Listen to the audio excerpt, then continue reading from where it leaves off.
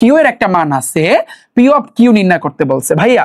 P of Q কিন্তু এই জায়গাতে এখন কিন্তু তোমার শক্তি সেট বের করতে হবে। দেখো কিউ এর যে মানটা কি 1, a আছে, এখন তোমাকে বলছে কি পি অফ কিউ, এটা দ্বারা কি বোঝায়, এই যে কিউ যে সেটটা আছে এই কিউ সেটের তোমার শক্তি সেটটা বের করতে হবে।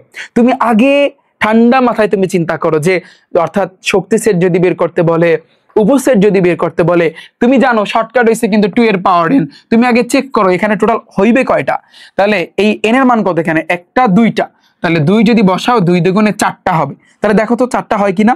শক্তি সেট লেখার নিয়ম কি, ফার্স্টে একটা সেকেন্ড ব্র্যাকেট দিতে হবে, তারপর আবার সেকেন্ড ব্র্যাকেট, এখানে দুইটা আছে না, প্রথমে তুমি দুইটা দুইটা করে নিবা, তারপর তুমি একটা একটা করে নিবা, তারপর ভাইয়া তুমি ফাঁকা সেট দিবা। এটাই আসলে ভাইয়া নিয়ম। তাহলে এখানে আছে কি 1, a আছে, ওকে।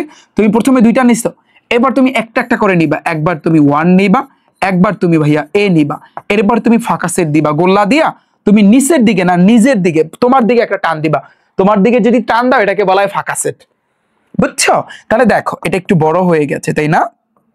আচ্ছা, এবার ফাইনালি একটা ফাঁকা সেট দিবা, এটাই আসলে কিন্তু শক্তি সেট লেখার নিয়ম।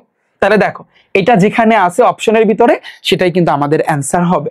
তাহলে ভাইয়া দেখো 1, a একটু দেখো কোথায় আছে, আমি যদি একটু ভালো করে দেখি তাহলে আমি দেখতে পারবো এখানে অন আছে, এই ধরো হচ্ছে 1, তারপর এ আছে, এই ধরো এ, এরপর আছে 1, a, তারপর ফাঁকা সেট, এখানে ফাঁকা সেটটা এভাবে হবে, এটাই হয়েছে আমাদের অ্যান্সার। বুঝছো আমার কথা? আশা করছি বুঝছো। পরে দেখো